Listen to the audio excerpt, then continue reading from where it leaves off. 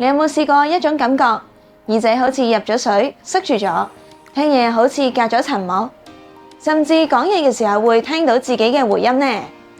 你想用力扇個鼻，但係點知越扇越塞，甚至乎有啲痛呢？如果你有呢啲症狀，好可能唔淨止係耳仔發炎，而係你條耳咽管罷咗工。耳咽管係連接鼻咽同埋中耳嘅唯一通道，佢好似一把抽氣扇咁樣，負責平衡翻耳仔內外嘅氣壓。如果呢把抽氣扇壞咗，中耳就會變成咗一個真空罐，令到你對耳仔覺得好矇。咁今日就會同大家講下中醫點樣用通關嘅方法幫你改善耳咽管嘅問題。中醫話耳為中脈之所聚，耳部嘅孔竅要通暢，必須要靠氣血運行得好。耳咽管功能失調，中醫稱之為耳脹、耳閉，主要有3種常見嘅情況。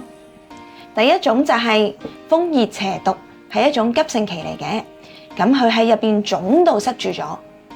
咁呢一種通常就係發生喺感冒或者鼻炎之後，耳仔入邊有劇痛或者突發性嘅塞住咗，伴隨住鼻塞、黃嘅鼻涕等等。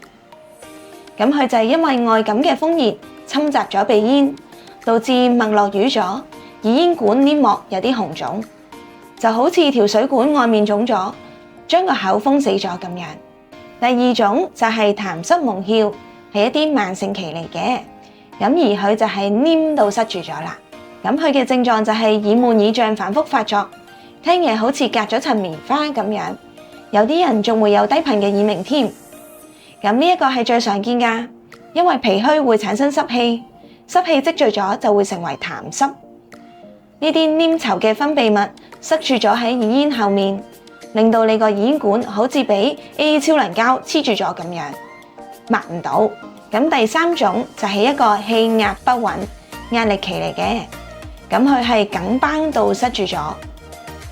咁呢一種嘅耳咽管問題入邊，病人通常聽嘢都會有啲回音，覺得耳仔好重好矇。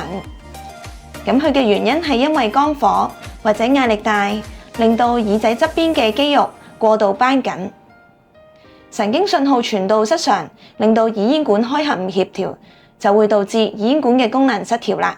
中醫醫呢個病唔係淨係要醫耳仔，而係要宣肺利竅、去濕排毒。咁喺中藥調理方面，我哋會用一啲升發同埋生散嘅藥，例如辛夷、蒼耳子、路路通，好似通渠咁樣，將鼻咽位腫脹嘅黏液化走。咁如果係脾虛嘅病人，我哋就要加強翻個健脾利濕，令個耳仔唔好再水浸。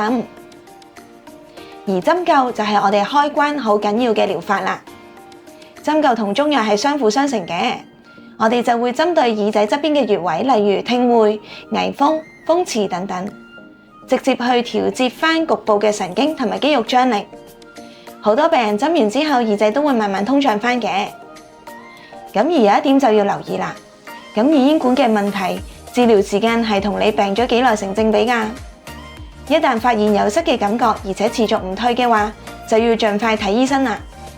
因為拖得耐嘅話，之後需要比較長嘅時間去康復嘅。好多人塞嘅時候會用力擤，但係其實咁樣係好危險嘅，因為如果你鼻腔有發炎嘅話，就會將鼻涕推入咗去中耳，引致發炎。咁今日我就會教大家一個中醫結合物理力學嘅按壓吞咽法。首先就係用手指撳住翳風穴，即係耳仔後面耳垂嘅凹陷處，先含一啖暖水，低頭再吞啖水，喺吞水嘅同時，輕輕向內按壓。呢個動作可以配合吞咽嘅力量，牽動耳咽管嘅肌肉，配合穴位刺激，幫你安全咁樣開翻把抽氣扇。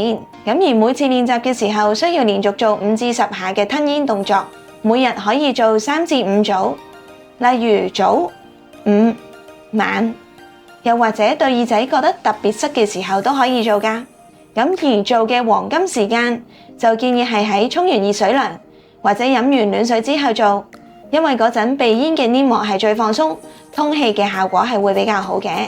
咁而要注意嘅係，千祈唔好夾硬嚟。如果你按住咗個穴位吞咗10下都完全冇反應，甚至乎覺得耳仔開始痛，就要停啦。呢樣嘢可能代表你條耳咽管腫得太犀利，或者入邊積水太厚。呢個時候就要揾醫生或者醫師用藥或者針灸去消腫先，唔好死嚟啊！而做嘅時候都要記得要放鬆膊頭，唔好閉氣，要配合呼吸嚟做嘅。記住呢招係幫你開門嘅物理輔助，但係要真正解決耳咽管入邊嘅痰濕同埋炎症，係要透過藥物去治療嘅。標本兼治先至係最快嘅治療方法。好多病人都問，咁飲食有啲咩要注意呢？咁有3類食物係我哋要戒嘅。咁第一樣就係甜嘢同埋奶類啦，因為糖分同埋乳製品係最容易產生濕氣。中醫話甘味生濕，如果你每日飲珍珠奶茶、食蛋糕，你鼻咽嘅分泌物就會變到好厚、好黏，耳咽管都會自然通唔到。第二樣就係生冷嘅凍飲啦，因為凍飲係會直接傷到脾胃嘅，脾胃比較虛嘅時候，排泄水濕嘅功能就會比較差，濕氣就會向上流，凝聚喺耳蹺。第三類就係辛辣同埋油膩嘅食物，因為呢一類嘅食物係會加重黏膜、充血同埋腫脹，令到急性嘅炎症更加難消退。而最後就係多啲飲暖水。可以適量飲啲陳皮水或者薏米水，幫手理氣化濕，保持翻鼻咽部嘅清爽。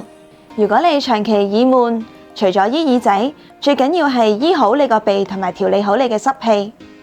如果你都有耳塞嘅問題，而且好影響日常生活，就要記得揾專業嘅醫師睇睇啦。千祈唔好自己喺屋企係咁扇個鼻啊！如果你覺得今條片有幫到你，記得俾個 like、share 俾身邊有需要嘅朋友，同埋 subscribe 我哋個 channel。Mana Healthcare 之後仲會有更多健康資訊同大家分享，希望可以成為你維持健康路上嘅好同伴。我哋下條片見啦！